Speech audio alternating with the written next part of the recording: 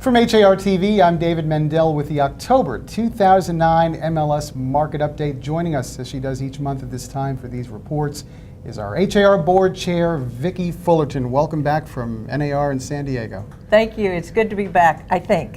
I'm sure you're missing the 75-degree daytime temperatures, but... yes, and the views. Well, the views. We're doing okay in Houston. In That's fact, right. We've got a very, very positive report for October to share. Second consecutive positive report, I might add. Let's take a quick look at the numbers and then get some analysis from you. First off, single-family home sales increased for a second consecutive month by 13.8%. And we saw another uptick on the pricing side as well. Median price of a single-family home up for the 6th straight month, reaching the highest level ever recorded in the month of October for Houston, $149,000. The average price of a single-family home reached the highest level ever recorded in an October, and that was $198,639. Things also looking bright on the foreclosure front. Basically, month over month, things remain flat, still down at about 18.6% of the overall market activity. That's a far cry from a year ago when it was about 25%, and the 12-month peak of 34% in January. Yeah. Overall, how are we doing in Houston, Texas? We're doing really well, and I think the figures are reflective of our good recovery year over year from Ike from last year. If you remember when Ike came in, the doors just kind of closed in Houston, and they remained closed until mid-December into January. So these numbers are very reflective of our continual increase in the housing market. It seems logical then that the volume is up, but pricing, how do you explain that? Because that's, I mean, this has been, it's almost like a gift.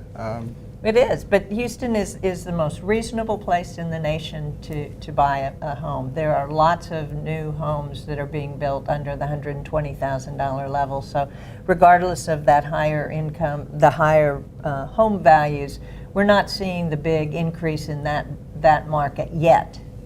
We're hoping that the new expansion and extension of the tax credit, we will see some movement in that category as well.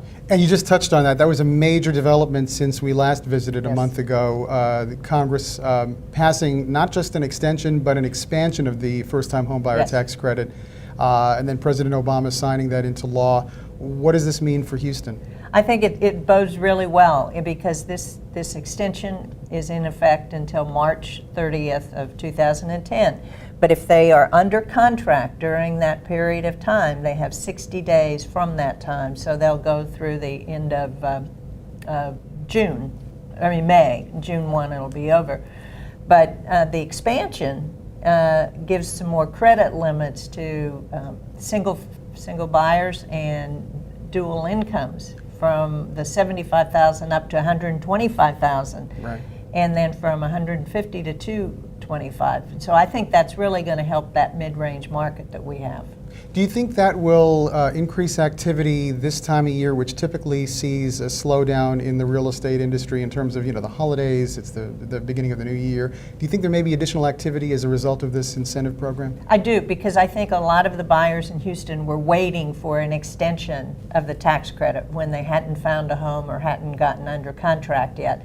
Now that they know that there's an extension, I think we'll see a push. Plus the fact that I think we'll see an expansion in that move-up buyer, because part of that new package is a $6,500 tax credit for individuals that have been in their home for more than 5 years. So we're hoping that'll help our move-up range as well. Well, Vicki, thanks as always for your insights. And we'll be back in another month taking a look at the November data from the MLS. From HAR TV, I'm David Mendel.